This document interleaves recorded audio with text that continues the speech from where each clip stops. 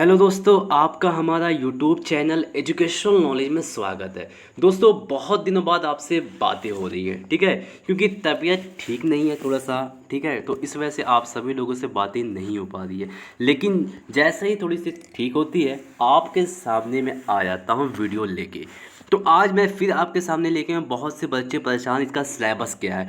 दोस्तों, आप यूट्यूब चैनलों पर जाएंगे तो कई तरीके से आपको परेशानी हो जाएंगे सिलेबस को समझने में, लेकिन हम आपको एकदम सरलता के आपके आज सिलेबस समझाने वाले, एग्ज़ाम डेट की नोटिस जो आ गई है रेलवे की तरफ से, मैं उसको बताने वाला हूँ। तो अगर आपने अभी तक हमारा यूट्यूब चैनल एजुकेशनल नॉलेज को सब्सक्राइब नहीं किया है तो सब्सक्राइब कर लीजिए, लाइक कर लीजिए, बेल आइकन को प्रेस कर लीजिए, ताकि कोई भी वीडियो अपलोड हो तो आप तक उसका नोटिफिकेशन पहुंच जाए। और हमारे चैनल की खासियत ये है कि हम आपको ऑथेंटिक न्यूज़ देते हैं, फर्जी न्यूज़ नहीं देते हैं, ठीक है। तो चलते हैं, अपने काम की बात को लेके आते हैं। सबसे पहले मैं आपको बता देता हूं कि नोटिस, क्योंकि आपको मैं नोटिस दिखा देता हूं। ये देखिए, railway of government of India, ministry of railway की ये ऑफिशियल नोटिस हो चुकी है। देखिए, requirement for various post of ministerial isolated, यानी कि मिनिस्ट्रियल की पोस्ट में आपका स्टेनोग्राफर का भी एग्ज़ाम था, ठीक है। The scrutiny of application was complete, यानी कि जो छांट जो चल रही थी, जो रिटेक्टिव फॉर्म चल रही है, उसका सब काम कंप्लीट हो चुका है। वाज 15/10 तक आपका सारी चीज़ कंप्लीट था। Single stage of CBT as details provided the CN3 2019 observation COVID-19 ground will be had tentatively between 15 to 23 December. यानी दोस्तों, जो आपका एग्ज़ाम होने वाला है, ठीक है, जो आपका एग्ज़ाम होने वाला रेलवे मिनिस्ट्री आइसोलेटेड, जिसमें स्टेनो की पोस्ट थी, जूनियर ट्रांसलेटर की पोस्ट थी, कुछ टीचर की पोस्ट थी, कुछ मेडिकल स्टाफ की पोस्ट थी, तो उसका जो एग्ज़ाम होने वाला है दोस्तों, आपका 15 से लेकर 23 दिसंबर तक आपका एग्ज़ाम होने वाला है, ठीक है। तो जितने भी बच्चे फॉर्म फिल किए थे, तैयार हो जाए, 4 दिन पहले आपका एडमिट कार्ड अपलोड कर दिया जाएगा, ठीक है। ये चीज़ें आपको समझ में आएगी कि मैंने ऑफिशियल नोटिस आपको दिखाया, फर्जी न्यूज़ नहीं दिखाया। अब चलता हूँ मैं आपको सिलेबस को लेके, ठीक है। अब आपको मैं सिलेबस बताने वाला हूँ। आप जो है एग्ज़ाम डेट देख चुके हैं, उम्मीद करते हैं कि यहाँ तक आपको बातें समझ में आ गई होगी। फिर एक बार दिखा देता हूँ, 15 दिसंबर से लेके 23 दिसंबर तक आपका एग्ज़ाम चलना है। रेलवे मिनिस्ट्रियल पोस्ट, जिसमें आपकी मेडिकल की पोस्ट थी, कुछ पैरामेडिकल की पोस्ट थी, स्टेनो की पोस्ट थी, कुछ टीचर की पोस्ट थी, तो ठीक है, इतनी चीज़ें आपको समझ में आ गई होगी। अब मैं आपको बात ले सकता हूँ सिलेबस को लेके। दोस्तों, आप कई चैनलों पे देखते होंगे कि आपको सिलेबस कुछ दूसरा दिखाया जाता है, ठीक है। दोस्तों देखिए, सिलेबस आपको और अदर चैनलों पे आपको कुछ दूसरा दिखाया गया होगा, मैं आपको बता देता हूँ। देखिए, ये जो पोस्ट दी गई है, जो सिलेबस, ये जो सिलेबस दिया गया है, ये आपका स्टेनोग्राफर को छोड़ के दिया गया है। क्योंकि आप देखिए, the section wise number of questions and marks are detail below except, यानी एक्सेप्ट मतलब होता है के अलावा, यानी कि जो CBT junior assistant, junior stenographer और हिंदी यानी इंग्लिश स्टेनोग्राफर, ये इसको छोड़ के सिलेबस है, ठीक है। यानी कि ये आपका मेडिकल स्टाफ का सिलेबस हो गया है, जो पैरामेडिकल का था, यानी कि मेडिकल जो उसका सिलेबस ये हो गया है, और ट्रांसलेटर का ये सिलेबस हो गया है। आर्मी जो इसमें, यानी कि TTT कुछ टीचरों की भी पोस्ट है, ये उसका सिलेबस है, ना कि आपका स्टेनोग्राफर। क्योंकि यहाँ पे आपसे कहा गया एक्सेप्ट फॉर CBT, यानी कि इस पोस्ट को छोड़ के अलावा, यानी जो जूनियर स्टेनोग्राफर हिंदी, इसके लिए आपको कौन सा पढ़ना होगा, 13.11 ब्लो, यानी जो आपका पैरा 13.11 जो दिया गया, उसको आपको देखना होगा। तो चलते हैं 13.11 तक कि आपका स्टेनोग्राफर का सिलेबस क्या है, क्योंकि यहाँ पे बताया गया कि आप 13.11 पे जाइए, तो हम वहाँ चलते हैं, ठीक है। ये देखिए, 13.11 आपका यहाँ से दिया गया है। मैं जो चीज़ें बताने वाला दोस्तों, वो ऑथेंटिक और प्रूफ के साथ देता हूँ। देखिए, the questions paper for the junior stenographer आ गया हिंदी, जूनियर स्टेनोग्राफर इंग्लिश, यानी जो बच्चा हिंदी फिल किया होगा, जो बच्चा इंग्लिश स्टेनोग्राफर फिल किया होगा, ये उसके लिए बताया गया।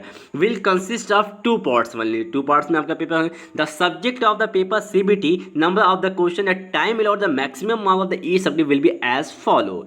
यानी कि देखिए, जनरल अवेयरनेस, यानी अवेयरनेस आपके जो आना है, यानी कि जो GA आना हो, उसमें आपकी क्या क्या मिक्स होगा, अभी मैं आपको क्वेश्चन बताने वाला हूँ। GA जो आने वाला है, उसमें आपके 50 क्वेश्चन होंगे, 50 नंबर 100 नंबर, यानी कि एक क्वेश्चन जो आपका होना है वो 2 नंबर का होना है, ठीक है। 50 क्वेश्चन होंगे और 100 मार्क के होंगे, 100 मार्क्स से होंगे, यानी कि एक क्वेश्चन आपका 2 नंबर होना है। 50 क्वेश्चन जीए का आना है, ठीक है। 100 नंबर का 100 मार्क्स आपके होंगे, यानी कि एक क्वेश्चन जो आपका होना वो 2 नंबर के होने, ठीक है।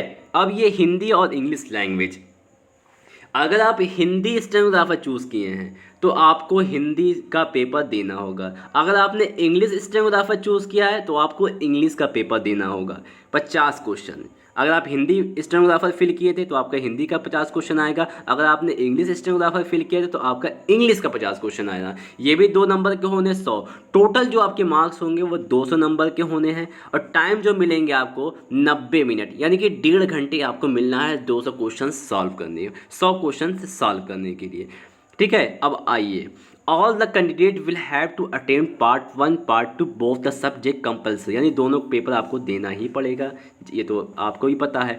There shall be a single composite paper the for the subject candidate will be required to qualify in each of the 2 subject separately, यानी दोनों क्वेश्चंस में आपको पास होना पड़ेगा, यानी इसके मार्क्स भी तय किए गए हैं कि आपको दोनों नंबर क्वालिफाई करने होंगे, ठीक है। पार्ट 1 में जो आना देखो, देखिए जीए तो यहाँ पर आपको दे दिया कि जीए आना, लेकिन जीए में क्या क्या होना है ये भी आप देख लीजिए, ठीक है। Question of the general awareness portion shall be from the syllabus of the mathematical, math, general intelligence, reasoning, ठीक है, और जनरल अवेयरनेस और साइंस, ये चीज़ें आपके आने हैं, गौर करिएगा, ठीक है। जीए तो यहाँ आपको दे दिया कि जीए आना 50 क्वेश्चन, लेकिन 50 क्वेश्चन में आपके क्या क्या आने यहाँ पे मेंशन कर दिया गया है। देखिए क्या किया गया है कि आपके क्वेश्चन जनरल अवेयरनेस पोर्शन में जो आना है, अवेयरनेस, जनरल अवेयरनेस जो आना है उसमें आपके मैथ भी आने हैं, जनरल इंटेलिजेंस यानी कि रीजनिंग के जो क्वेश्चंस आते हैं वो भी आने हैं, जनरल अवेयरनेस भी आना है, जनरल साइंस भी आना है, जैसा कि आपको दर्शाया गया है। तो यानी हमारा जो जीएस का, जो हमारा जनरल अवेयरनेस का 50 क्वेश्चंस होने हैं, 50 क्वेश्चन में हमें मैथ भी मिलेंगे, रीजनिंग भी मिलेंगे, जीके जीएस भी मिलेंगे, साइंस भी मिलेंगे, यानी टोटल इन सब चीज़ों से मिला के हमें 50 क्वेश्चन मिलेंगे। ये बात आप गौर कर लीजिएगा, लोग यहाँ चीज़ लोग सही से आपको बता नहीं पाते, लोग सिर्फ जीए बता देते हैं और बंदा सिर्फ जीए ही पढ़ता रहता है। जीए में यहाँ पे इन्होंने मेंशन कर दिया है कि आप सिर्फ जीए नहीं, जीए में आपका मैथ भी आ जाएगा कुछ क्वेश्चन, चाहे 5 क्वेश्चन, 10 क्वेश्चन, चाहे आपका रीजनिंग भी 10 क्वेश्चन आएगा, 10 क्वेश्चन आपका साइंस भी आएगा, ऐसे ऐसे क्वेश्चन इधर उधर करके आपको मिलेंगे। तो ये नहीं कि आप सिर्फ जीए पढ़ के चले जाएं, नहीं, जीए में आप जीए के पोर्शन में आपको मैथ भी मिलेंगे, रीजनिंग भी मिलेगा, जीए भी मिलेंगे, साइंस भी मिलेगा, जीके भी आपको मिलेंगे। दोस्तों ये चीज़ आप गौर कर लीजिएगा, ये चीज़ें बहुत अच्छी चीज़ जो आपको जानने के लिए था। उसके बाद देखिए, आइदर हिंदी या इंग्लिश, या हिंदी या English as per portion fill up in the application form, जैसा कि आपने एप्लीकेशन फॉर्म में फिल किया था जो भी आपको पेपर यानी कि जिस मोड में देना है, हिंदी या इंग्लिश स्टेनोग्राफर वही स्टेप का आपका पेपर आना। अगर आप हिंदी स्टेनोग्राफर चूज़ किए तो आपको हिंदी का पेपर देना होगा, इंग्लिश चूज़ किया तो आपको इंग्लिश चूज़ किया। The question shall be design to check the language skill and knowledge of the Hindi English including grammar, यानी कि ग्रामर आपको पूछा जाएगा, चाहे वो इंग्लिश ग्रामर चाहे हिंदी में ग्रामर में सब आ जाते हैं, तत्वों तस्लों और noun pronoun adjective synonym antonym idiom cloze test passage सब आ जाते हैं, ठीक है। तो the portion need not be translated in regional language, the syllabus of the question of the mark the given at the, यानी कि 8 से लेके आपका 11 तक क्वेश्चन, जो इंटर तक जो क्वेश्चन होते हैं वही क्वेश्चन पे आपको आना है, ठीक है। हाई स्कूल इंटर के बेस पे, तो इंटर के बेस में ये क्वेश्चन आपके आने ही हैं। तो उम्मीद करते हैं आपको यहाँ तक क्वेश्चन समझ में आ गए होंगे। In addition of CBT there से shorthand test will be carry 300 mark candidate equal 10 times the number of vacancies based on the merit of the CBT. तो अभी आपको स्टेनोग्राफर के बारे में नहीं बताऊंगा क्योंकि आप परेशान अभी हो जाएंगे। अभी सिर्फ आप अपना सिलेबस पे ध्यान कीजिए, स्टेनोग्राफर का जब होगा तो मैं आपको स्टेनोग्राफर के बारे में बताऊँगा। अभी आपका पूरा ध्यान रिटर्न के एग्ज़ाम में होना चाहिए। अभी मैं आपको अगर शॉर्ट हैंड के बारे में बता दूंगा तो आप अभी कहेंगे अभी शॉर्ट हैंड इतना लेंदी हो जाएगा, ये हो जाएगा, वो हो जाएगा, किस पे फॉन्ट में करना है, क्या करना है, अभी मैं आपको नहीं बताऊंगा, ठीक है। अभी आपको सिर्फ ये करना है कि आप जीए और हिंदी या इंग्लिश जो भी आपने फिल किया था फॉर्म में, इंग्लिश शॉर्ट हैंड तो इंग्लिश आपको पढ़ना होगा, ग्रामर पढ़ना होगा, हिंदी तो आपको हिंदी ग्रामर पढ़ना होगा, जीए में आपको math reasoning GK GS science सब आ जाने हैं। 50 क्वेश्चन होंगे, 100 नंबर के होंगे, 50 नंबर होंगे, 100 नंबर। इसके दोस्तों आपके माइनस मार्किंग भी होते हैं, हम आपको माइनस मार्किंग भी बता दें।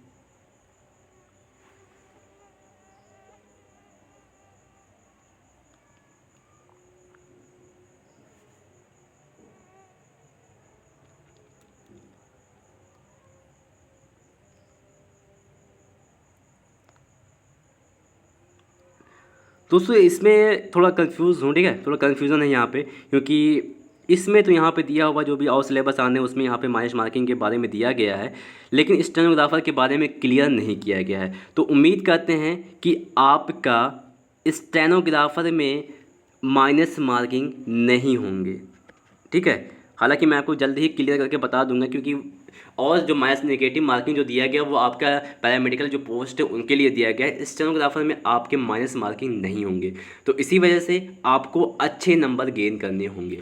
तो उम्मीद करते हैं कि आपको यहाँ तक सिलेबस समझ में आ गया होगा। माइनस मार्किंग के लेके थोड़ा सा कन्फ्यूज़न है, ठीक है, लेकिन आप 80% ये मान चले कि माइनस मार्किंग आपका नहीं होना, क्योंकि वहाँ पे मेंशन नहीं किया गया है। बाकी मैं आपको क्लियर करके एक वीडियो के और दे के बता दूंगा, ठीक है।